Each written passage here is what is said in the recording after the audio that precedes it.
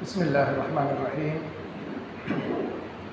إن الحمد لله نحمده ونستعينه ونستغفره ونؤمن به ونتوكل عليه ونعوذ بالله من شرور أنفسنا ومن سيئات أعمالنا. من يهده الله فلا مضل له ومن يضلله فلا هادي له. وأشهد أن لا إله إلا الله وحده لا شريك له وأشهد أن محمدًا عبده ورسوله أما بعد. فقد قال الله تعالى في القرآن الكريم: أعوذ بالله من الشيطان الرجيم. بسم الله الرحمن الرحيم. يا أيها الناس اتقوا ربكم الذي خلقكم من نفس واحدة وخلق منها زوجها وبث منهما رجالا كثيرا ونساء واتقوا الله الذي تساءلون به والأرحام إن الله كان عليكم رقيبا. يا أيها الذين آمنوا اتقوا الله وقولوا قولا سديدا يصلح لكم أعمالكم ويغفر لكم ذنوبكم ومن يطع الله ورسوله فقد فاز فوزا عظيما. وقال نبينا محمد صلى الله عليه وسلم: فإن أحسن الكلام كلام الله وأحسن الهدي هدي محمد صلى الله عليه وسلم وشر الأمور محدثاتها وكل محدثة بدعة وكل بدعة ضلالة.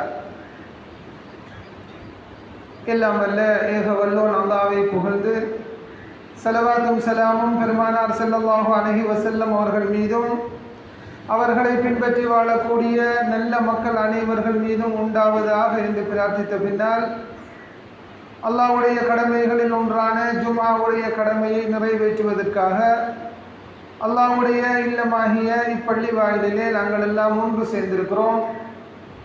இந்த நல்ல நேரத்தில் அல்லாஹ்வும் அவனுடைய தூதரும் என்ன விடயங்களை எல்லாம் நாங்கள் எங்களுடைய வாழ்க்கையில் எடுத்து நடக்க வேண்டும் என்று நமக்கு வழிகாட்டி இருக்கிறார்களோ அப்படியான விஷயங்களை நம்முடைய வாழ்க்கையில் நாங்கள் முடியுமான அளவு எடுத்து நடக்க வேண்டும்.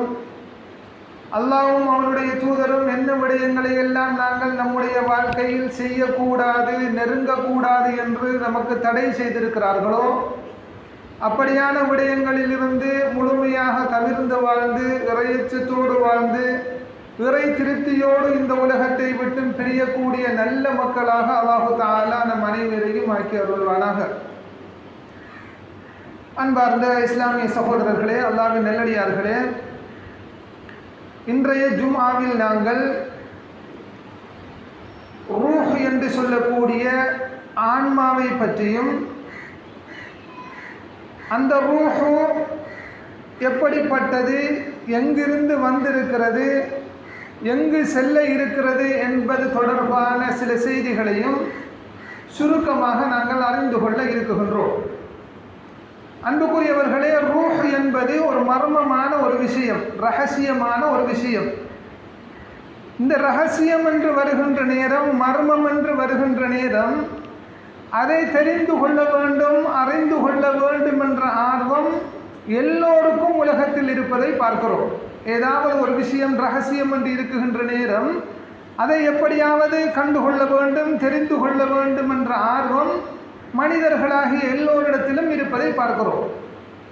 இதே மாதிரி தான் இந்த ரூஹ் என்ற விஷயத்தை பொறுத்தவரைக்கும், ரூஹ் என்றால் என்ன, உயிர் என்றால் என்ன, ஆத்மா என்றால் என்ன என்று தெரிந்து கொள்ள வேண்டும் என்ற விருப்பம், ஆர்வம் எல்லோருக்கும் இருக்கிறது. அன்புக்குரியவர்களே, இந்த ரூஹை பொறுத்தவரைக்கும் இது மர்மமாக இருப்பதனால் பலரும் பலவிதமாக இதை புரிந்து வைத்திருக்கிறார்கள். சிலர்கள் ரூஹ் என்றால் உயிர் என்று விளங்கி இருக்கிறார்கள். உயிரும் ரூஹும் ஒன்றுதான் என்று சிலர்கள் புரிந்திருக்கிறார்கள். சிலர்கள் ரூஹ் வேறு, உயிர் வேறு என்று தெரிந்திருக்கிறார்கள். இன்னும் சிலர்கள் இந்த உயிர் என்பது இந்த உடல் அழிந்து போனாலும் இந்த பூமியிலே நடமாடி கொண்டிருக்கும் என்று நம்புகிறார்கள். இன்னும் முஸ்லிம்களிடத்தில் சில தரீகா போன்ற மக்களிடத்திலே நாங்கள் பார்த்தால், நல்ல மனிதர்கள் இந்த உலகத்தில் இருந்து மௌத்தாகி போனாலும் அவர்கள் போன இடத்திலிருந்து, சென்ற இடத்திலிருந்து இங்கு நடப்பதையெல்லாம் அவர்கள் அவதானித்து கொண்டிருக்கிறார்கள். தேவைப்படுகின்ற நேரங்களிலே சில செய்திகளை அவ்வப்போது எத்தி வைக்குகின்றார்கள். கனவின் மூலம் அவர்களுக்கு நமக்கான அந்த செய்திகளை சொல்லிவிட்டு செல்கிறார்கள். சில நேரங்களிலே அவர்கள் ஆவியாக ஆத்மாவாக வந்து கூட சில விஷயங்களை இந்த உலகத்திலே நடத்தாட்டி விட்டு செல்கிறார்கள் என்றெல்லாம் முஸ்லிம்களிடத்திலும் இப்படியான நம்பிக்கைகள் இருப்பதை பார்க்கிறோம். எனவே அன்புக்குரிய சகோதரர்களே, அல்லாஹ்வின் நல்லடியார்களே, ரூஹ் என்றால் என்ன என்பதை ஓரளவுக்காவது நாங்கள் தெரிந்து வைத்திருக்க வேண்டும் என்பது நம்முடைய அதாவது ஈமானுக்கும் அது பாதுகாப்பாக இருக்கும். சில நேரங்களில் உயிருடைய பெருமதி தெரியாமல் இருக்குகின்ற நேரம், ரூஹுடைய பெருமதி தெரியாமல் இருக்குகின்ற நேரம் அதனுடைய முக்கியத்துவம், அதனுடைய நோக்கங்களை புரிந்து கொள்வதற்கும் அதை அறிந்து வைத்திருப்பது உதவியாக இருக்கும் என்ற வகையில்தான் இன்றைய குத்பாவிலே அதை நாங்கள் சுருக்கமாக அறிந்து கொள்ள இருக்குகின்றோம். அன்புக்குரிய சகோதரர்களே, அல்லாஹ்வின் நல்லடியார்களே, இமாம் இப்னுல் கையிம் அல் ஜௌசியா ரஹிமஹுல்லாஹ் என்ற இமாம் அவர்கள் ரூஹ் என்று ஒரு கிதாபு எழுதியிருக்கிறார்கள். 1000 பக்கங்களை தாண்டக்கூடிய அளவுக்குள்ள ஒரு புத்தகத்தை ரூஹ் சம்பந்தமாக எழுதியிருக்கிறார்கள். ரூஹ் என்றால் என்ன என்பது தொடர்பான ஓரளவான விளக்கங்களை இந்த கிதாபிலே எழுதியிருக்கின்றார்கள். அதாவது நமக்கும் நிறைய பேருக்கு சந்தேகம் இருக்கிறது. அதாவது ரூஹுக்கு வயசு இருக்கிறதா, ரூஹு திண்மமாக இருக்குமா அல்லது திரவமாக இருக்குமா அல்லது காற்று போன்று ஆவியாக இருக்குமா அல்லது ரூஹுக்கு ஏதாவது வடிவங்கள் இருக்குமா, நிறங்கள் இருக்குமா? சில நேரங்களில் அந்த ரூஹு நம்முடைய உடம்பிலே இருந்து வெளியேறுகிறது என்றால் என்ன, எது நம்முடைய உடம்பிலே இருந்து வெளியேறி செல்கிறது? வெளியேறி போன ரூஹு நம்மை அடக்குகின்ற வரைக்கும் எங்கே இருந்து கொண்டிருக்கிறது? அதன் பிறகு எப்படி நம்முடைய உடம்புக்குள்ளே வந்து சேருகிறது? சேர்ந்ததற்கு பிறகு அந்த ரூஹுடைய நிலைமை என்னவாக இருக்க போகிறது? மறுமை நாளையில் அல்லாஹு தஆலா சொர்க்கவாதிகளை எல்லாம் சொர்க்கத்துக்கு அனுப்பியதற்கு பிறகு மௌத்து என்ற ஒன்றை ஆட்டுடைய வடிவத்திலே அறுக்க இருக்கிறான். அந்த நேரத்தில் மௌத்து என்றால் ரூஹுக்கு வருகிறதா அல்லது வேறொன்றுக்கு ஏற்படுகிறதா? உயிர் அழிந்து போகிறதா அல்லது நிலையாக இருக்க போகிறதா? அதன் பிறகு சுவர்க்கவாசிகள் எதனூடாக அந்த வாழ்க்கையை நடத்தப் போகிறார்கள் என்றெல்லாம் நிறைய ரூஹு சம்பந்தமாக நமக்கு சந்தேகம் இருப்பதை பார்க்கிறோம். அன்றைய காலத்திலும் இருந்திருக்கிறது. இன்றும் நமக்கு ரூஹு சம்பந்தமாக சிந்திக்குகின்ற நேரம் எல்லாம் வாழ்வதற்கு உயிர் இருப்பது போல ரூஹும் வாழ்வதற்கு ரூஹுக்கு உயிர் இருக்கிறதா என்றெல்லாம் நமக்கு சில நேரங்களிலே சந்தேகம் வருவதை பார்க்கிறோம். அன்புக்குரிய சகோதரர்களே, அல்லாஹ்வின் நல்லடியார்களே, அதே போலதான் நம்முடைய உடம்புக்குள்ளே உள்ள இந்த ரூஹ் என்பது என்றாவது ஒரு நாள் நம்முடைய உடம்பை விட்டு வெளியேறி செல்லும். நாம் மருந்து செய்தாலும் செல்லும், மருந்து செய்யாவிட்டாலும் நம்முடைய உயிர் வெளியேறி போகும். நாம் விரும்பினாலும் நம்முடைய உயிர் போகும், நாம் முயற்சி செய்தாலும் முயற்சி செய்யாவிட்டாலும் நம்முடைய உயிர் என்றாவது ரூஹ் ஒரு நாள் நம்முடைய உடம்பை விட்டு வெளியேறி செல்லும். எனவே இது சம்பந்தமான உள்ள அறிவுகள் நமக்கு இருக்க வேண்டும் என்பது ஒரு முக்கியமான ஒரு விஷயமாக நாங்கள் பார்க்கிறோம்.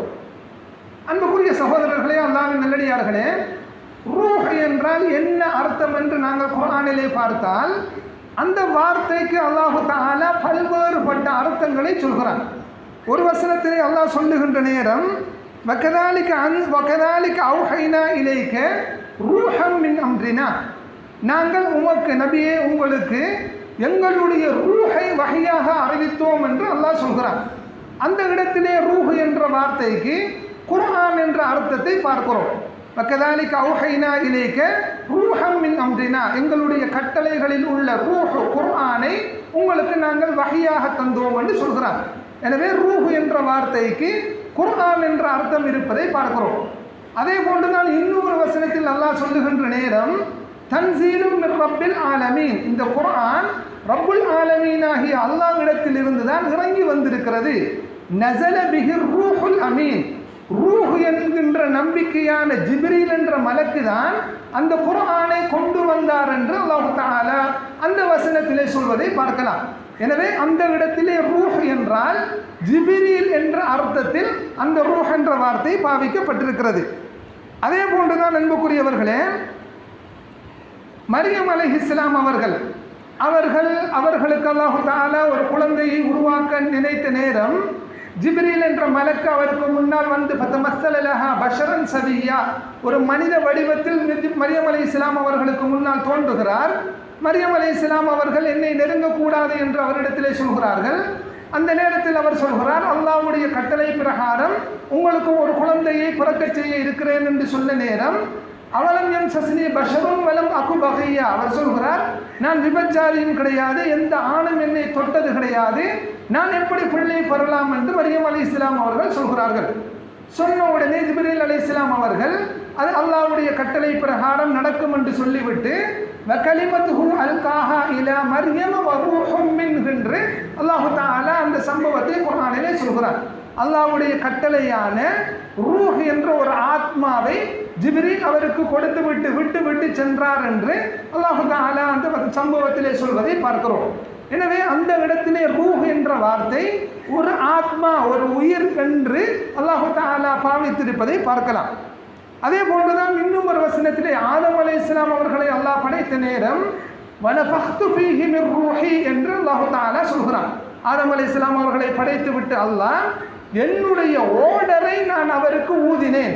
வனஃபக்து ஃபீஹி மிர் ரூஹி, என்னுடைய கட்டளை, என்னுடைய ஓர்டரை நான் அவருக்கு ஊதினேன் என்று அல்லாஹ் தஆலா அந்த வசனத்திலே ரூஹ் என்ற வார்த்தைக்கான அர்த்தத்தை சொல்வதை பார்க்கிறோம். எனவே அன்புக்குரிய சகோதரர்களே, ரூஹ் என்ற வார்த்தைக்கு குர்ஆனில் குர்ஆன் என்றும் பாவிக்கப்பட்டிருக்கிறது, ஜிப்ரீல் என்ற அந்த மலக்குக்கும் பாவிக்கப்பட்டிருக்கிறது, ஒரு ஆத்மாவுக்கும் பாவிக்கப்பட்டிருக்கிறது, அல்லாஹ்வுடைய ஆர்டர் என்பதற்கும் ரூஹ் என்ற வார்த்தை பாவிக்கப்பட்டிருக்கிறது. இதை தாண்டி அல்லாஹ் தஆலா இன்னொரு வசனத்திலே சொல்லுகின்ற நேரம், மறுமை நாளையில் மஹ்ஷர் மைதானத்தில் மக்கள் எல்லாம் எழுப்பப்படுகின்ற நேரம், யௌம யகூமுர் ரூஹு வல் மலாயிகத்து ஸஃபா, மலக்குகள் எல்லாம் அப்படியே அணி அணியாக வந்து நிற்பார்கள். அவர்களுக்கு தலைமையாக யௌம யகூமுர் ரூஹு, ரூஹ் என்ற மலக்கு வருவார் என்று அல்லாஹ் சொல்கிறார். எனவே அந்த இடத்திலே பார்க்குகின்ற நேரம் ஒரு மலக்கு ரூஹ் என்ற பெயரோடு ஒரு தனியான ஒரு மலக்கு இருக்கிறார் என்றும் அந்த வசனத்திலே நாங்கள் புரிந்து கொள்வதை பார்க்கலாம். எனவே இப்படி ரூஹ் என்ற வார்த்தைக்கு பல்வேறுபட்ட அர்த்தங்கள் இருப்பதை நாங்கள் பார்க்கிறோம். அன்புக்குரிய சகோதரர்களே, அல்லாஹ்வின் நல்லடியார்களே, இந்த அதாவது இந்த ரூஹை பொறுத்த வரைக்கும் நபி ஸல்லல்லாஹு அலைஹி வஸல்லம் அவர்களுடைய காலத்தில் யூதர்கள் எல்லாம் நபி ஸல்லல்லாஹு அலைஹி வஸல்லம் அவர்களை ஒரு நாள் சந்திக்குகின்றார்கள். நபி அவர்கள் ஒரு பிரயாணம் பண்ணி போகின்ற நேரம் யூதர்கள் அந்த இடைவெளியிலே இருந்து கொண்டிருக்கிறார்கள். நபி அவர்களை பார்த்த யூதர்கள் எல்லாம் முஹம்மதிடத்திலே நாங்கள் ஒரு கேள்வி கேட்போம் என்று யூதர்கள் எல்லாம் முடிவு செய்கிறார்கள். சொல்லிவிட்டு சொல்கிறார்கள், முகம்மது எதற்கும் கோபிக்க மாட்டார், நாம் எது கேட்டாலும் அவர் நம்மோடு முரண்பட மாட்டார், எனவே நாங்கள் என்ன வேண்டுமானாலும் கேட்கலாம் என்று அவர்களுக்குள் பேசிக்கொண்டு ரசூலுல்லாஹ் இடத்திலே வந்து கேட்குகின்றார்கள். ரூஹ் என்றால் என்ன யா ரசூலுல்லாஹ் என்று கேட்குகின்றார்கள். அவர்கள் வழமையாக ரசூலுல்லாஹ் என்று சொல்ல மாட்டார்கள், நபியுல்லாஹ் என்று பேச மாட்டார்கள், யா அபல் காசிம் என்று தான் பேசுவார்கள். ஏன்தான் அவர்கள் நபியை ஏற்றுக்கொள்ளாததனால் சஹாபாக்கள் ரசூலுல்லாஹ் என்று கூப்பிடுவது போல யூதர்கள் யார் ரசூலுல்லாஹ் என்று கூப்பிட மாட்டார்கள், அபுல் காசிம், அபுல் காசிமுடைய தந்தை என்றுதான் யூதர்கள் ரசூல் ஸல்லல்லாஹு அலைஹி வஸல்லம் அவர்களை அழைப்பார்கள். ஒரு நாள் வந்து சொல்கிறார்கள், யா அபுல் காசிம். அந்த நேரத்தில் அவர்கள் சொல்கிறார்கள், அபுல் காசிமே, ரூஹ் என்றால் என்ன என்று கேட்குகின்றார்கள். நபி அவர்களுக்கு பதில் தெரியாமல் இருக்கிறது. கொஞ்ச நேரத்துக்கு பிறகு அப்துல்லாஹ் இப்னு அம்ர் என்ற சஹாபி தான் இந்த செய்தியை சொல்கிறார்கள். கொஞ்ச நேரத்துக்கு பிறகு அல்லாஹு தஆலா வஹி செய்தியை அறிவிக்குகின்றான். யஸ்அலுனக அனிர் ரூஹ், நபியே இவர்களெல்லாம் ரூஹ் என்றால் என்ன என்று உங்களிடத்திலே கேட்குகின்றார்கள். குலிர் ரூஹு மின் அம்ரி ரப்பி, நீங்கள் சொல்லுங்கள், ரூஹ் என்பது என்னுடைய கட்டளைகளில் உள்ளது. வமா ஊதீதும் மினல் இல்மி இல்லா கலீலா, அதை பற்றிய அறிவு உங்களுக்கு கொஞ்சம் தான் இருக்கிறது என்று சொல்லுங்கள் என்று அல்லாஹு தஆலா நபி ஸல்லல்லாஹு அலைஹி வஸல்லம் அவர்களுக்கு அந்த நேரத்திலே வஹி அறிவிக்குகின்றான். அன்புக்குரிய சகோதரர்களே, ரூஹ் என்றால் என்ன என்று நாங்கள் குர்ஆனிலே பார்க்குகின்ற நேரம் அதை பற்றி உள்ள விளக்கம், அறிவு நமக்கு கொஞ்சமாகத்தான் இருக்கும், ஆழமாக இருக்காது என்பது அல்லாஹ் போட்ட ஒரு போர்டர் எல்லையாக நாங்கள் பார்க்கிறோம். ஆழமாக நாங்கள் அதை தொங்கல் வரைக்கும் கண்டுபிடிக்க முடியாது என்பது அல்லாஹு தஆலா ரூஹை பற்றி சொல்லக்கூடிய செய்தியாக நாங்கள் இந்த சம்பவத்திலே பார்க்கிறோம். அன்புக்குரியவர்களே, இன்றைய காலத்திலே நாங்கள் பார்த்தால் மனிதனுக்கு இருக்கக்கூடிய ஆய்வு அறிவு, அபிவிருத்தி அறிவு, இதை பயன்படுத்தி மனிதன் உலகத்திலே எத்தனையோ விஷயங்களிலே கை தேர்ந்திருப்பதை நாங்கள் பார்க்கலாம். அபிவிருத்தி எடுத்துக்கொண்டாலும் மனிதன் உச்சகட்டத்துக்கு போயிருக்கிறான். ஆய்வு என்று வருகின்ற நேரமும் மனிதன் எல்லை மீறி, அதாவது சில விடயங்களிலே தொங்கல் வரைக்கும் சென்றிருப்பதை நாங்கள் பார்க்கலாம். உதாரணமாக மனிதனை எடுத்துக்கொண்டாலும் ஒவ்வொரு உறுப்பாக ஆய்வு பண்ணி, அது இரத்தமாக இருந்தாலும் சரி, உடம்புல உள்ள என்ன உறுப்பாக இருந்தாலும் சரி, அத்தனையையும் பிரித்து மேய்ந்து ஆய்வு பண்ணி அத்தனையையும் திரும்ப சரி கட்டக்கூடிய அளவுக்கு மனிதர்கள் அதில் ஆய்விலே முன்னேறி இருப்பதை நாங்கள் பார்க்கிறோம். அன்புக்குரியவர்களை, எந்த அளவுக்கு மனிதன் முன்னேறி இருக்கிறான் என்றால், மனிதனை ஆய்வு பண்ணிய மனிதன் எப்படி உருவாக்கப்பட்டிருக்கிறான் என்று அந்த செல்கள், அதாவது ரொம்ப கண்ணுக்கு தெரியாத அளவுக்குள்ள அந்த செல்களை கண்டுபிடித்து அந்த செல்களை உயிரோடு இருந்து ஒரு மனிதனிடத்திலே எடுத்து இன்னொரு மனிதனுக்கு பிளான்டேஷன் கொப்பி பண்ணுகின்ற அளவுக்கு இன்று மனிதன் அதில் முன்னேறி இருப்பதை பார்க்கிறோம். இன்று செல்லை ஆர்டிபிஷியலாக உருவாக்கக்கூடிய அளவுக்கு கூட விஞ்ஞானிகள் அதில் கை தேர்ந்திருக்கிறார்கள். ஆனால் எல்லோரும் எங்கே தோற்று போகிறார்கள் என்றால், நாம் உருவாக்குகின்ற ஒன்றை இயங்க வைப்பது எப்படி, ரூஹை கொடுத்து அதை இயங்க வைப்பது எப்படி என்ற விஷயத்தில் தான் ஒவ்வொரு மனிதனும் அந்த எல்லையிலே நின்று யோசித்துக் கொண்டிருப்பதை நாங்கள் பார்க்கிறோம். எனவே அன்புக்குரியவர்களே, ரூஹ் என்பது அது முழுமையான அறிவு அல்லாஹ்விடத்திலே தான் இருக்கிறது. மனிதன் அதை பற்றி ஆய்வு பண்ண போனால் கொஞ்சம் சில விஷயங்களை தெரிந்து கொள்ளலாம் என்பதுதான் அல்லாஹ் தஆலா குர்ஆனிலே சொல்லக்கூடிய ரூஹை பற்றி உள்ள அம்சமாக நாங்கள் பார்க்கிறோம். அன்புக்குரியவர்களே, அல்லாஹ்வின் நல்லடியார்களே, இந்த ரூஹுடைய ஆரம்பம் என்ன, அதே நேரம் இந்த ரூஹுடைய முடிவு என்ன என்பதையும் நாங்கள் சுருக்கமாக தெரிந்து கொள்ள வேண்டும். இந்த ரூஹுடைய ஆரம்பம் என்ன என்று நாங்கள் பார்த்தால், அல்லாஹ் தஆலா சொல்கிறான், ஹல் அத்தா அலல் இன்சானி ஹீனும் மினத் தஹர் லம் யகுன் ஷைஅம் மذ்கூரா. நீங்கள் எல்லாம் ஆரம்ப காலத்தில் ஒன்றுமே இல்லாமல் இருந்தீர்கள். நம்மளோட ரூஹு நம்ம எல்லாம் யாருன்னு சொன்னால், ஒரு காலத்தில் நம்ம ஒன்றுமே கிடையாது என்ற நிலையில் தான் நம்முடைய ஆரம்பம் இருந்தது. ஹீனும் மினத் தஹர் லம் யகுன் ஷைஅம் மذ்கூரா, என்னே சொல்ல இயலாது என்ற அமைப்பில் தான் ஆரம்பமாக நீங்கள் இருந்தீர்கள். பிறகு அல்லாஹு தஆலா வலகத் ஹலக்னாக்கும் சும்ம ஸவ்வர்னாக்கும் சும்ம குல்னா லில் மலாயிகத்தி இஸ்ஜுது லி ஆதம்.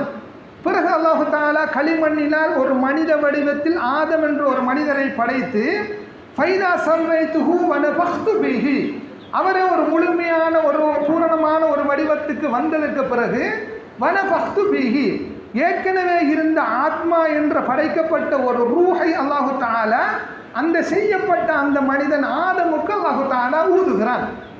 ஆதமுக்கு அல்லாஹு தஆலா ஏற்கனவே உள்ள அந்த ஆத்மாவை ஊதிய உடனே அவருடைய கண் வழியாக அந்த ஆத்மா ரூஹ் அவருடைய உடம்புக்குள்ளே இறங்குகிறது. ஒவ்வொரு உறுப்பையும் கடக்குகின்ற நேரம் அவைகள் இயங்க ஆரம்பிக்கிறது. கண்ணுக்குள்ளே அந்த ரூஹு போகிற நேரம் கண் பார்க்க ஆரம்பிக்கிறது. மூக்குக்குள்ளே உயிர் இறங்குகின்ற நேரம் சுவாசிக்க ஆரம்பிக்குகின்றது. அந்த நேரத்திலே அவருக்கு ஒரு தும்மல் கூட வருகிறது. அல்ஹம்துலில்லாஹ் என்று சொல்லித்தான் முதல் வார்த்தை ஆதம் அலைஹிஸ்ஸலாம் அவர்களுடைய வாயிலிருந்து வெளியேறுகிறது.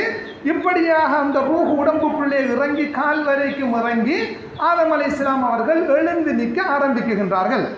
அதன் பிறகு அல்லாஹ் தஆலா மலக்குகளை பார்த்து சுஜூத் செய்யுங்கள் என்று சொன்னான். அந்த சம்பவம் எல்லாம் நாம் அறிந்த விஷயமாக இருக்கிறது. எனவே இப்படித்தான் ஏற்கனவே படைக்கப்பட்ட ரூஹு என்பது, அந்த ஆத்மா என்பது முதலாக ஆதம் அலைஹிஸ்ஸலாம் அவர்களுக்குள்ளே வந்து இறங்கி சேருகிறது. அதன் பிறகு அன்புக்குரியவர்களே, இந்த ஆத்மாக்கள் ஆதமுக்குள்ளே வந்த ரூஹு போக ஏனைய உலகத்தில் கியாம நாள் வரைக்கும் வாழுகின்ற மனிதர்களுடைய ரூஹ் ஆத்மாக்களை எல்லாம் அல்லாஹ் தஆலா ஆலமுல் அர்வாஹ் என்ற ஒரு இடத்திலே ஒன்று சேர்க்குகிறான். எல்லா உயிர்களையும் அந்த இடத்திலே அல்லாஹ் தஆலா குவித்து வைக்குகின்றான். நாம் ஒவ்வொரு மனிதனும் ஒவ்வொரு ஆத்மாவும் 5 உலகத்திலே வாழும். அதாவது ஆலமுல் அர்வாஹ் என்ற ஒரு உலகத்திலே நாங்கள் வாழ்ந்திருந்தோம். அதன் பிறகு ஆலமுர் ரஹ்ம் என்ற தாயுடைய வயிற்றிலே அந்த உலகத்திலே வாழ்ந்திருந்தோம். இப்போது ஆலமுல் அஜ்சாம் என்று சொல்லக்கூடிய இந்த உடல் ரீதியான உலகத்திலே வாழ்ந்து கொண்டிருக்கிறோம். அதன் பிறகு 4வது ஆலமுல் பர்ஸக் என்று சொல்லக்கூடிய கபூருடைய திரைமறைவில் வாழ்க்கையில் வாழ இருக்கிறோம். அதன் பிறகு ஆலமுல் மஹ்ஷர் என்று சொல்லக்கூடிய அந்த மஹ்ஷருடைய உலகத்தில் வாழ இருக்கிறோம். அதன் பிறகு சுவர்க்கம் நரகம் என்ற இன்னொரு உலகத்திலே நாங்கள் வாழ இருக்கிறோம். இப்படி 6 உலகத்தில் நாங்கள் வாழ இருக்கிறோம். 2 உலகத்தில் நாங்கள் வாழ்ந்து விட்டு தான் ஆலமுல் அஜ்சாம் என்ற 3வது உலகத்திலே இப்போது வாழ்ந்து கொண்டிருக்கிறோம். நம்மளுக்கு பலருக்கு அது நினைவில்லாமல் இருக்கலாம். உதாரணமாக தாயுடைய வயிற்றில் வாழ்ந்தமா இல்லையான்னு கேட்டால் மற்ற பிள்ளைகள் பிறக்கிறத பார்க்கறதுனால நம்மளும் அதில் இருந்து தான் இருப்போம்ங்கிறத நம்ம ஒரு வகையில் ஒத்துக்கொள்ளலாம். ஆனால் ஆலமுல் அர்வாஹில் நம்ம இருந்தோமான்னு கேட்டால் நமக்கு நினைவில்லாமல் இருக்கும். நாம் மறந்தாலும் நினைவில்லாமல் இருந்தாலும் தாயுடைய வயிற்றில் வாழ்ந்தது எப்படி உண்மையோ அதே மாதிரி தான் ஆலமுல் அர்வாஹிலும் நாம் வாழ்ந்தது உண்மை என்று நாங்கள் நம்ப வேண்டும். அன்புக்குரியவர்களே, ஆதம் அலைஹிஸ்ஸலாம் அவர்களை அல்லாஹ் படைத்ததற்கு பிறகு அவருடைய முதுகை அல்லாஹு தஆலா தடவுகிறான். தடவிய உடனே கியாம நாள் வரைக்கும் அவருடைய சந்ததியாக பிறக்க இருக்குகின்ற அத்தனை பிள்ளைகளும் ரூஹாக அல்லாஹ்வுடைய கைகளிலே வருகிறார்கள். அதன் பிறகு அல்லாஹு தஆலா ஆதம் அலைஹிஸ்ஸலாம் அவர்களுக்கு அந்த உயிர்களை எல்லாம் ரூஹுகளை எல்லாம் காட்டுகிறான். ஆதம் அலைஹிஸ்ஸலாம் அவர்கள் அந்த உயிர்களை எல்லாம் ரூஹுகளை எல்லாம் பார்க்குகின்றார்கள். அந்த ரூஹுகளுக்குள்ளே வெளிச்சமான முகம் உள்ள ஒரு ரூஹ் இருக்கிறது. எல்லா பிள்ளைகளுடைய முகத்திலும் ஒரு வெளிச்சம் இருந்தது. ஆனால் வெளிச்சம் கூடுதலாக ஒரு ரூஹு அல்லாஹ்வுடைய கைகளிலே இருந்து கொண்டிருக்கிறது. ஆதம் அலைஹிஸ்ஸலாம் அவர்கள் கேட்குகின்றார்கள், இது யார் யா அல்லாஹ்? உடனே அல்லாஹு தஆலா சொல்கிறான், உன்னுடைய சந்ததியில் வரக்கூடிய தாவூத் என்ற பிள்ளை தான் இந்த ரூஹ் என்று அல்லாஹ் சொல்கிறான். எவ்வளவு காலம் அவர் வாழ்வார் என்று ஆதம் அலைஹிஸ்ஸலாம் அவர்கள் கேட்குகின்றார்கள். 60 வருடம் அவர் வாழ்வார் என்று அல்லாஹு தஆலா சொல்கிறான். ஆதம் தன்னுடைய வயதோடு சேர்த்து அவருடைய வயதை பார்க்குகின்றார்கள். கொஞ்ச காலம்தான் உலகத்திலே வாழப்போகிறார். இறக்கப்பட்டு ஆதம் அலைஹிஸ்ஸலாம் அவர்கள் சொன்னார்களாம், என்னுடைய வயதில் 40 வயதை நான் அவருக்கு கொடுக்கிறேன். உடனே அல்லாஹு தஆலா 100 வருடம் இவர் வாழ்வார் என்று முடிவு செய்தான் என்று அல்லாஹு தஆலா அந்த சம்பவத்திலே சொல்லிவிட்டு, ஆதம் அலைஹிஸ்ஸலாம் அவர்கள் மரணிக்க போகின்ற நேரம் மலக்குல் மௌத் அவருடைய உயிரை கைப்பற்றுவதற்காக வந்திருக்கிறார். அந்த நேரத்தில் ஆதம் அலைஹிஸ்ஸலாம் அவர்கள் சொன்னார்களாம், நான் இன்னும் வாழ்வதற்கு 40 வருடங்கள் இருக்கிறது. உடனே அல்லாஹு தஆலா சொல்கிறான், இப்படி உங்களோட தாவூத் என்ற பிள்ளைக்கு நீங்கள் ஆலமுல் அர்வாஹில வச்சு 40 வயதை கொடுத்தது ஞாபகம் இல்லையா என்று சொன்ன நேரம் ஆதம் அலைஹிஸ்ஸலாம் அவர்கள் எனக்கு ஞாபகம் இல்லை என்று மறுக்குகின்றார்கள்.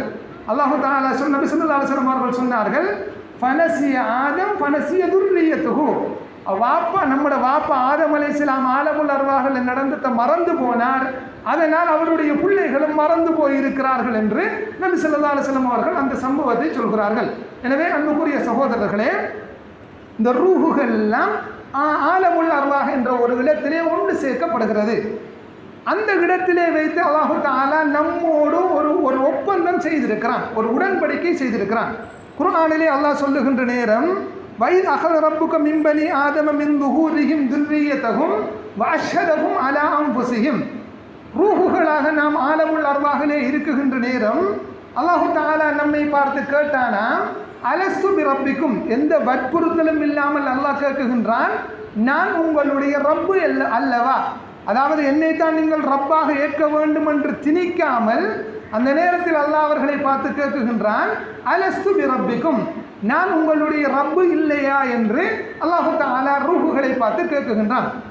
எல்லோரும் உயிராக இருந்த, இப்போ காபிரா வாழ்கிற ஆளாக்களாக இருந்தாலும் சரி, நாஸ்திகனாக இருக்கிறவனாக இருந்தாலும் சரி, மூமின் முஸ்லிம் யாராக இருந்தாலும் உயிர் ரூஹாக இருந்த அத்தனை பேரும் அல்லாஹ்விடத்திலே சொன்னார்களாம், காலு பலா ஷஹிதுனா, நீதான் எங்களுடைய ரப்பு, அதற்கு நாங்களே சாட்சியாக இருக்குகின்றோம், வேறு யாரும் சாட்சி கிடையாது, நாங்கள் தான் சாட்சி என்று அந்த நேரத்திலே அல்லாஹு தஆலா இடத்திலே இந்த ரூஹுகள் எல்லாம் சொல்கிறது.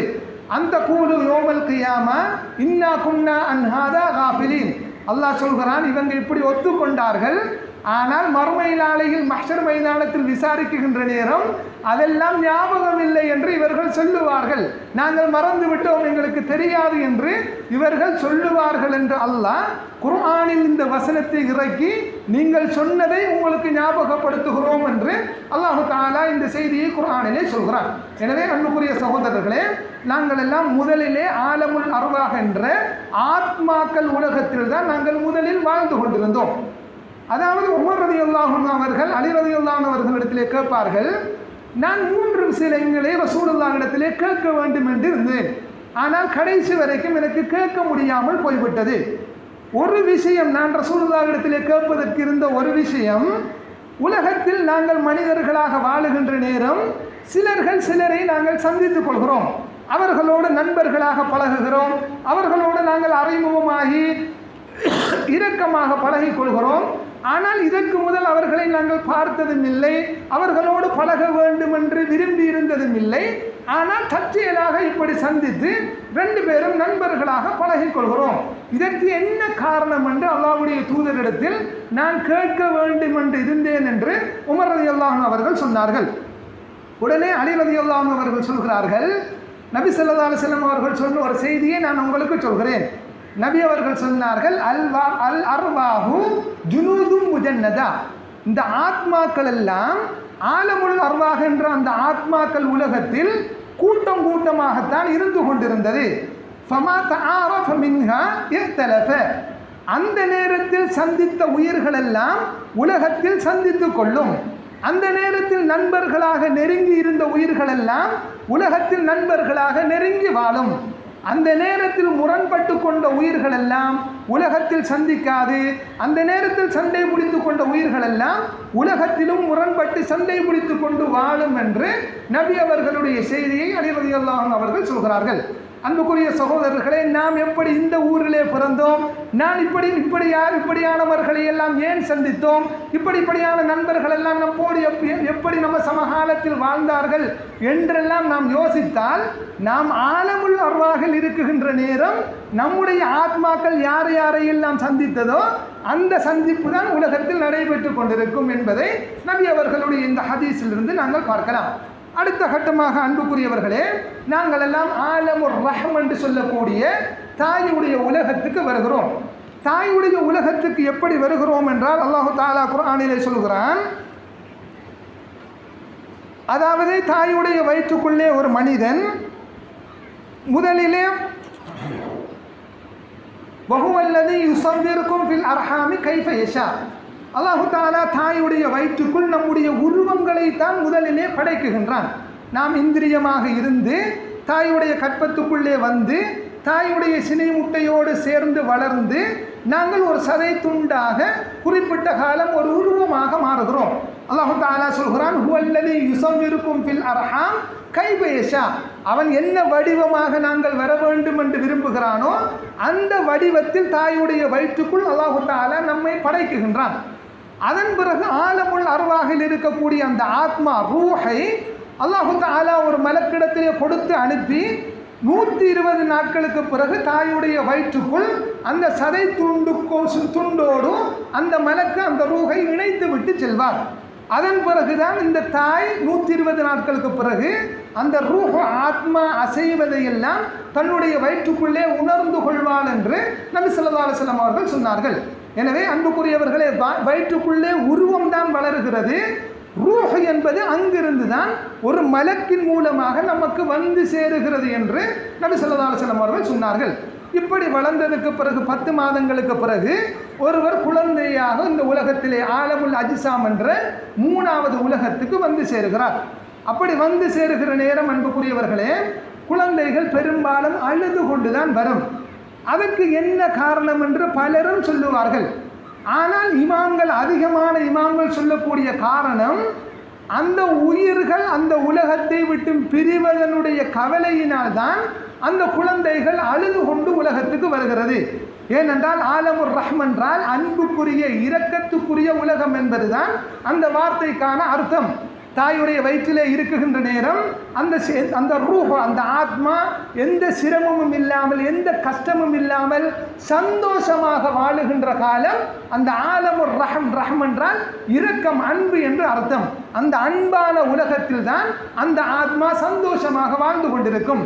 அந்த ஆத்மாவுக்கு தெரியும், ரூஹுக்கு தெரியும், நாம் ஆலமுல் அர்வாஹிலே அல்லாஹ்விடத்தில் ஒரு வாக்குறுதி கொடுத்திருக்கிறோம், நீதான் ரப்பு என்று நாங்கள் ஏற்றிருக்கிறோம், நீ சொல்வதைத்தான் உலகத்தில் நாங்கள் எடுத்து நடப்போம் என்று உத்தரவாதம் கொடுத்திருக்கிறோம்.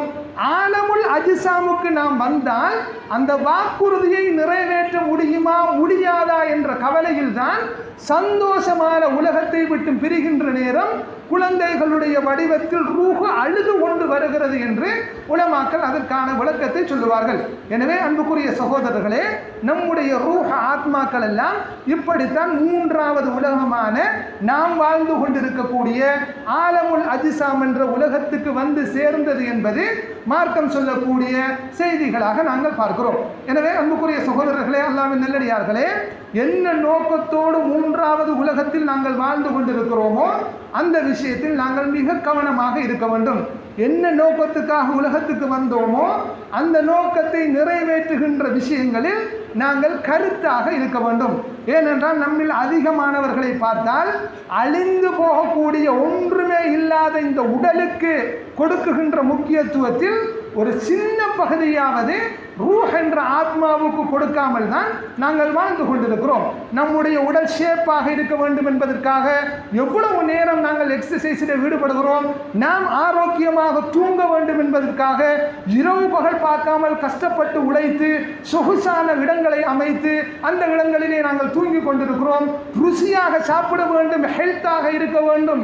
இப்படி ஒரு சின்ன காரணத்துக்காக எவ்வளவு நேரங்களை நாங்கள் உலகத்திலே வீணாக செலவழித்துக் கொண்டிருக்கிறோம். அன்புக்குரியவர்களே, நம்முடைய உயிர் நம்மை விட்டு பிரிந்து போனால் இந்த உடலுக்கு எந்த பெறுமதியும் கிடையாது. புஷ் என்று சொல்லி இருப்பார்கள், மினிஸ்டர் என்று சொல்லி இருப்பார்கள், பணக்காரன் என்று சொல்லி இருப்பார்கள், ஹசரத் என்று சொல்லி இருப்பார்கள், எத்தனையோ வகையாக நம்மை சொல்லி இருப்பார்கள். ஆன்மா உடலை விட்டு வெளியேறி போகுமாக இருந்தால் வெறும் புனம், வெறும் சடம், வெறும் அதாவது ஜனாசா என்றுதான் நம்மை பார்த்து சொல்லுவார்கள். எவ்வளவு அவசரமாக புதைக்க முடியுமோ அவ்வளவு அவசரமாக புதைப்பதற்கான வேலைகளைத்தான் சுற்றி இருப்பவர்கள் செய்து கொண்டிருப்பார்கள். நேரம் போக போக நாற்றம் எடுக்கும் என்று சொல்லுவார்கள், நேரம் போக போக உருவம் உருக்குலையும் என்று சொல்லுவார்கள், உருவம் மாறி போகும் என்று சொல்லுவார்கள். வெற்றிருந்து என்ன வேஸ்ட் என்று தான் எல்லோரும் நம்மை கணக்கெடுப்பார்கள். இந்த ஆத்மா இருக்குகின்ற வரைக்கும் தான் இந்த உடல் பெறுமதியை தவிர ஆன்மா வெளியேறும் என்றால் இதற்கு எந்த பெறுமதியும் கிடையாது என்பது நம்முடைய நடைமுறையில் நாங்கள் பார்க்கிறோம்.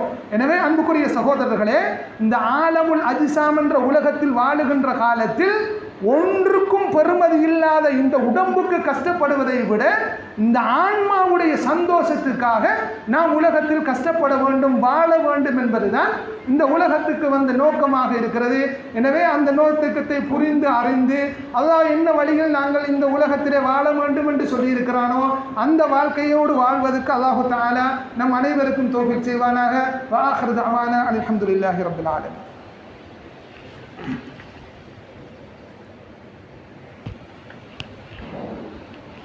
அல்ஹம்துலில்லாஹ் வஸ்ஸலாத்து வஸ்ஸலாமு அலா ரசூலில்லாஹ் முஹம்மது பின் அப்துல்லாஹ் ஸல்லல்லாஹு அலைஹி வ அலா ஆலிஹி வ ஸஹ்பிஹி அஜ்மஈன். அம்மா பாத். அன்புக்குரிய சகோதரர்களே, அல்லாஹ்வின் நல்லடியார்களே, நம்முடைய உடலுக்குள்ளே ஒரு மலக்கின் மூலம் இந்த ரூஹ் என்ற ஆத்மா வந்தது போல என்றாவது ஒரு நாள் ஒரு மலக்கின் மூலம் இந்த உடலிலிருந்து அந்த ஆத்மா வெளியிலே எடுக்கப்படும். அல்லாஹு தஆலா இந்த உலக வாழ்க்கை சம்பந்தமாக சொல்லுகின்ற நேரம் வமல் ஹயாத்து துன்யா இல்லா லஐபும் வலகுன் வலத்தாருல் ஆஹிரா ஹைர். அதாவது இந்த உலக வாழ்க்கை என்பது வீணும் விளையாட்டும் தான். நீங்கள் யோசித்து பார்த்தீங்கன்னு சொன்னால் எல்லாம் வேஸ்டான ஒன்றாகத்தான் இருக்கும். உங்களுக்கு அனுபவிக்கிற நேரம் பெருமதியாக தெரிந்திருக்கும். ஆனால் ஒரு நேரம் வரும், அந்த நேரம் நீங்கள் யோசிப்பீர்கள் அத்தனையும் வேஸ்ட் என்று நீங்கள் யோசிப்பீர்கள். வலத்தாருல் ஆஹிரா ஹைருன், மறுமையுடைய விஷயம்தான் உங்களுக்கு நல்லதாக இருக்கும் என்று அல்லாஹு தஆலா இந்த உலகத்தை பற்றி சொல்கிறான். அதே போன்று இன்னொரு வசனத்திலே அல்லாஹ் சொல்லுகின்ற நேரம் அஃப ஹஸிபுதும் அன்னமா ஹலக்னாக்கும் அபஸா, உங்களை எல்லாம் நாங்கள் படைத்தது வீணுக்கென்று நீங்கள் நினைத்து கொண்டிருக்கிறீர்களா? வஅன்னக்கும் இலைனா லா துர்ஜஊன், நீங்கள் எல்லாம் எங்களிடத்தில் திரும்பி வரமாட்டீர்கள் என்றும் நினைத்து கொண்டிருக்கிறீர்களா என்று அல்லாஹு தஆலா இந்த உலக வாழ்க்கையை பற்றி நமக்கு அந்த வசனத்திலே சொல்வதை பார்க்கலாம். எனவே அன்புக்குரிய சகோதரர்களே, அல்லாஹ்வின் நல்லடியார்களே, கொஞ்ச காலம் நாங்கள் இந்த உலகத்தில் வாழ்வோம். ஒரு மலக்கின் மூலம் நம்முடைய ஆத்மா வெளியிலே எடுக்கப்படும். அந்த நேரத்தில் இந்த உலக வாழ்க்கை என்றால் என்ன என்று நமக்கு புரியும் என்பதுதான் அல்லாஹு தஆலா சொல்லக்கூடிய யதார்த்தமாக நாங்கள் பார்க்கிறோம். அன்புக்குரிய சகோதரர்களே, அல்லாஹ்வின் நல்லடியார்களே, அல்லாஹு தஆலா இந்த ரூஹ் வெளியிலே செல்லுகின்ற விஷயத்தை பொறுத்த வரைக்கும் அது எல்லோருக்கும் அல்லாஹு தஆலா கடமையாக்கி இருக்கிறான். அவர் என்ன நிலையில் இருந்தாலும் அந்த ரூஹ் வெளியில் கொண்டு வரப்பட வேண்டும் என்பது அல்லாஹ்வுடைய நியதியாக நாங்கள் பார்க்கிறோம்.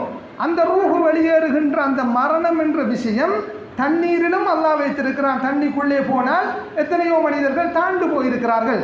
தரையிலே மாபிளிலே நடக்குகின்ற நேரம் வலிக்கு விழுந்து அதிலே மௌத்தாகி இருக்கிறார்கள். மரத்திலே ஏறுகின்ற நேரம் முறிந்து விழுந்து மௌத்தாகி இருக்கிறார்கள். கத்தியிலே அல்லாஹ் அந்த மரணத்தை வைத்திருக்கிறான், குத்துப்பட்டு மௌத்தாகி இருக்கிறார்கள். கயிற்றிலே அல்லாஹ் அந்த மரணத்தை வைத்திருக்கிறான், தொங்கி மௌத்தாகி இருக்கிறார்கள். வாகனத்திலே அல்லாஹ் மரணத்தை வைத்திருக்கிறான், முட்டி மௌத்தாகி இருக்கிறார்கள். இப்படி அல்லாஹு தஆலா மரணத்தை நம்மை சுற்றி எல்லா இடங்களிலேயும் வைத்திருக்கிறான். நம்முடைய ஆத்மா வெளியேற வேண்டும் என்ற தவணை வந்தால் மொழி படுத்திருக்க வேண்டும் என்ற அவசியம் கிடையாது. உடம்பிலே தோல் சுருங்கி இருக்க வேண்டும் என்ற அவசியம் கிடையாது. நமக்கு வயது போயிருக்க வேண்டும் என்ற கட்டாயம் கிடையாது. சில நேரங்களில் நாம் பாவிக்குகின்ற மாத்திரைகளே நம்முடைய உயிர் போவதற்கு காரணமாக இருக்கும். அதே போன்று நாம் விரும்பினாலும் விரும்பாவிட்டாலும் முயற்சி செய்தாலும் முயற்சி செய்யாவிட்டாலும் என்றாவது ஒரு நாள் எந்த நிலையில் நாம் இருந்தாலும் நம்முடைய ஆத்மா ரூஹு நம்மை விட்டு வெளியேறும் என்பது அல்லாஹ்வுடைய நியதியாக நாங்கள் பார்க்கிறோம். அன்புக்குரிய சகோதரர்களே, அல்லாஹ்வின் நல்லடியார்களே, அம்ர் இப்னு ஆஸ் என்று ஒரு சஹாபி இருந்தார்கள். இவர்கள் ஒரு மூத்த சஹாபி. எந்த அளவுக்கு என்று சொன்னால் இந்த எகிப்து, ஜோர்டான் இப்படியான பகுதிகளை எல்லாம் கைப்பற்றி இஸ்லாமிய மயப்படுத்தி இஸ்லாமிய கட்டமைப்புக்குள் ரொம்ப இறுக்கமாக வைத்திருந்த, தன்னுடைய ஆயுள் முழுவதையும் தாவாவுக்காக அர்ப்பணித்த ஒரு மூத்த சஹாபியாக வாழ்ந்தவர்கள் தான் அம்ர் இப்னு ஆஸ் என்று சொல்லக்கூடிய ஒரு சஹாபி. இவர்களுக்கு அதாவது சக்கராத்துடைய வேதனை, சக்கராத்துடைய நிலைமை எப்படி இருக்கும் என்று யாரிடத்திலேயாவது கேட்க வேண்டும் என்று அவர்களுக்கு ஆசை இருந்திருக்கிறது. அதை தெளிவாக இவர் சொல்லுவார் என்று ஒருவரை கண்டால் அவர் சக்கராத்துடைய இருக்குகின்ற நேரம் அவரிடத்திலே ஓடி போய்விடுவார். எனக்கு அந்த வேதனையை பற்றி சொல்லுங்கள் என்று அவரிடத்திலே கேட்குகின்ற நேரம் அவருக்கு பதில் சொல்ல முடியாமல் இருக்கும். சில நேரம் அவருடைய உயிர் போயிருக்கும். இப்படித்தான் இவர் பலரையும் சந்தித்து கடைசி வரைக்கும் அவருக்கு தெளிவாக சொல்வதற்கு ஒருவர் இல்லாமல் இவருடைய சக்கராத்துடைய நேரம் வருகிறது. அம்ர் இப்னு ஆஸ் மரணிக்குகின்ற நேரம் வருகிறது.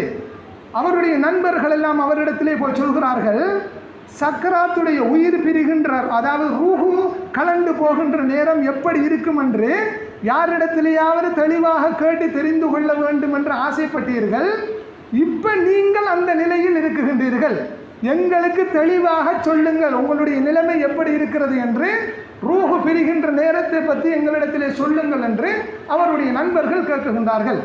அம்ர் இப்னு ஆஸ் அவர்கள் சொல்கிறார்கள், சுருக்கமாக சொல்கிறேன், என்னை முட்கள் நிறைந்த மரங்கள் உள்ள ஒரு இடத்திலே உயிரோடு தூக்கி போட்டால் அந்த உடம்பிலே அந்த இருக்கக்கூடிய முள்ளெல்லாம் குத்தி அதன் பிறகு என்னை நீங்கள் இழுத்து எடுக்குகின்ற நேரம் அந்த முள்ளிலே என்னுடைய சதைகள் பீந்து வரும்போது எப்படி வலி இருக்குமோ அப்படியான வலியை நான் உணர்ந்து கொண்டிருக்கிறேன் என்று அம்ர் இப்னு ஆஸ் ரலியல்லாஹு அன்ஹு அவர்கள் சொல்கிறார்கள்.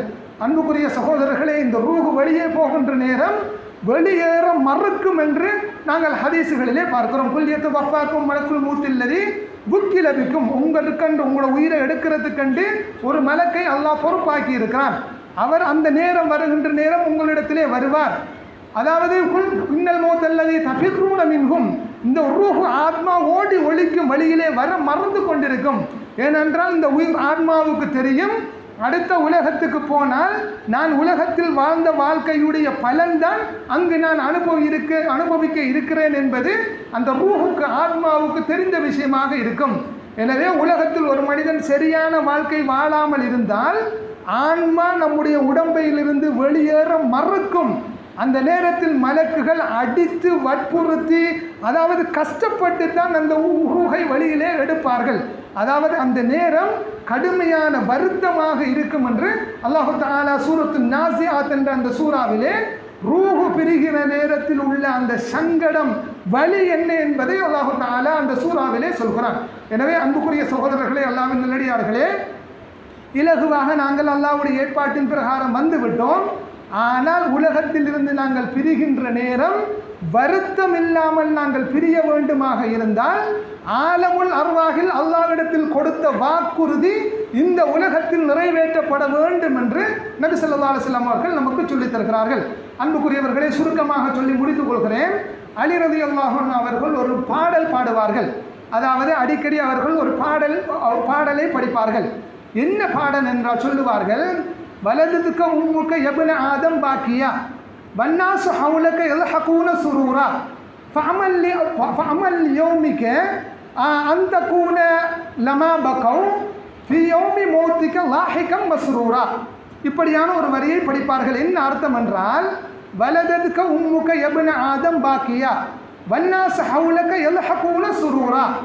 நீ பிறக்குகின்ற நேரம் நீ அழுது கொண்டு பிறந்தாய். உன்னை சுற்றி இருந்தவர்களெல்லாம் நீ பிறந்த சந்தோஷத்தினால் சிரித்து கொண்டிருந்தார்கள். ஆனால் நீ ஒரு உலகத்துக்கு போக இருக்கிறாய். அதற்காக நீ இந்த உலகத்தில் அமல் செய்து கொள்ள வேண்டும்.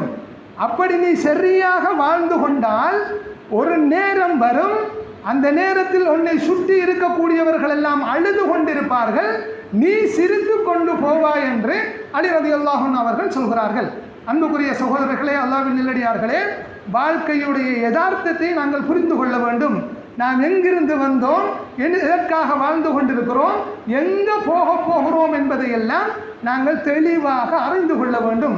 அன்புக்குரியவர்களே, நம்முடைய உடம்பிலிருந்து நம்ம உயிர் பிரிந்ததற்கு பிறகு அதற்கு பிறகுள்ள கட்டங்கள் எல்லாம் பயங்கரமான கட்டங்களாக இருக்கும்.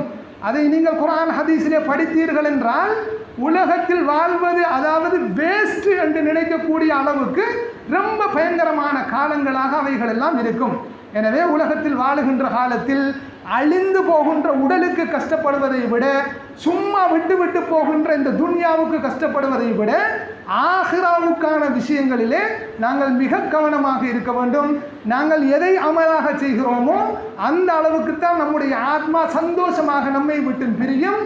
அதன் பிறகுள்ள கட்டங்கள் எல்லாம் நமக்கு சந்தோஷமாக அமையும் என்பது அல்லாஹ்வும் அவனுடைய தூதரும் சொல்லக்கூடிய புத்திமதிகளாக நாங்கள் பார்க்கிறோம். எனவே இவைகளை புரிந்து விளங்கி நடக்கக்கூடிய நல்ல மக்களாக அல்லாஹ் தஆலா நம் அனைவரையும் ஆக்கி அருள்வானாக. வஆஹிரு தஅவானா அல்ஹம்துலில்லாஹி ரப்பில் ஆலமீன். அகூலு கௌலி ஹாதா அஸ்தக்ஃபிருல்லாஹல் அஸீம் லீ வ லக்கும் வ லிஸாயிரில் முஸ்லிமீன வல் முஃமினீன அஜ்மஈன வஸ்தக்ஃபிரூ இன்னஹு ஹுவல் கஃபூருர் ரஹீம்.